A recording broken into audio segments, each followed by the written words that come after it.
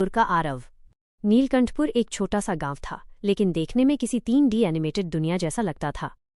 हरे भरे खेत, हल्की धुंध में लिपटी कच्ची सड़कें और घरों की दीवारों पर पड़ी सूरज की नारंगी रोशनी, सब कुछ इतना सुंदर कि कोई यकीन नहीं करता कि यहाँ डर भी बसता है। इस गांव में रहता था आरव, 12 साल का एक सीधा सादा लड़का। बड़ी बड़ी चमकदार आंखें, गोल सा चेहरा और हमेशा थोड़ी झुकी हुई चाल, जैसे कुछ सोचता रहता हो। आरव बाकी बच्चों से अलग था। उसे कहानियां सुनना पसंद था, खासकर डरावनी कहानियां। लेकिन डर उसे अच्छा लगता था, जैसे कोई रहस्य जिसे सुलझाना हो। आरव की माँ उसे हमेशा मना करती थी, बेटा पुराने पीपल वाले कुएं के पास मत जाना, वहां कुछ ठीक नहीं है। लेकिन वही कुआं आरव को सबसे ज्यादा आकर्षित करता था। गांव के बीचों बीच एक बहुत पुराना कुआं था, जिसके चारों ओर एक सूखा पीपल का पेड़ खड़ा था। दिन में वो बस पुराना लगता था, लेकिन रात में उसकी छाया ऐसे हिलती थी जैसे कोई सांस ले रहा हो। गांव वाले कहते थे कि कई साल पहले एक बच्चा वहां गायब हो गया था। आरव को लगता था कहानियां होंगी। एक शाम जब आसमान गुलाबी और बैंगनी रंगों से भरा हुआ था, आरव ने देखा कि कुएं के पास हल्की नीली रोशनी चमकी। 3D एनिमेशन की तरह वो रोशनी हवा में तैर रही थी, मुलायम लेकिन अजीब।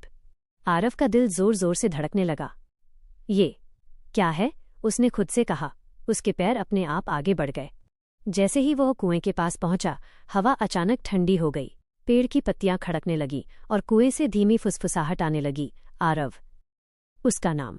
आरव पीछे हटना चाहता था, लेकिन उसकी आंखें कुएं के अंधेरे में जमी रहीं। तभी उसने देखा एक लड़का, बिल्कुल उसी की उम्र का, नीली रोशनी से बना हुआ। उसका चेहरा उदास था, आंखों में डर और अकेलापन। मैं कौन हूं? आरव की आवाज कांप रही थी। नीली परछाई बोली, तारांकन, मैं विहान हूं। मैं यहां फंस गया हूं।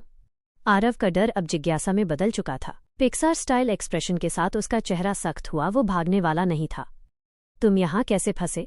विहान ने बताया कि कई साल पहले वो कुएं में गिर गया था और गांव वालों ने डर के मारे कुएं को बंद कर दिया।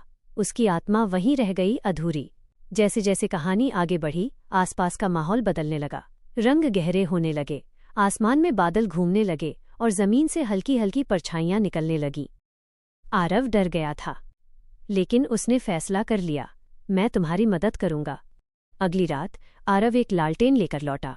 लालटेन की गर्म पीली रोशनी और कुएं की ठंडी नीली चमक दोनों मिलकर एक अजीब दृश्य बना रही थीं। जैसे ही आरव ने कुएं का ढक्कन हटाया, जोर की हवा चली। गांव की पुरानी आत्माएं जाग उठीं। दीवारों पर डरावने चेहरे उभर आए, जमीन हिलने लगी। आरव का दिल चाहता था कि वह भाग जाए, लेकिन तभी उसे अपनी माँ की आवाज याद आई, डर के आगे ही सच्चाई होती है। आरव ने लालटेन कुएं में नीचे डाली। नीली रोशनी तेज हो गई। विहान मुस्कुराया, पहली बार। धीरे धीरे कुएं से एक उजली रोशनी आसमान की ओर उठी। परछाइयां चीखती हुई गायब हो गईं। हवा शांत हो गई। सब खत्म हो गया। सुबह जब गांव वाले उठे तो कुआं वैसा ही था, लेकिन पीपल का पेड़ फिर से हरा हो चुका था। और आरव, वो अब भी वही लड़का था, लेकिन उसकी आंखों में अब डर नहीं, हिम्मत थी। रात को जब वो सोने गया तो खिड़की से हल्की नीली रोशनी आई। एक आवाज बोली, धन्यवाद दोस्त। आरव मुस्कुराया। नीलकंठपुर अब भी सुंदर था, लेकिन अब उसके राज को सिर्फ आरव जानता था। और कुछ कहानियां डरावनी इसलिए नहीं होती क्योंकि वे अंधेरी हैं,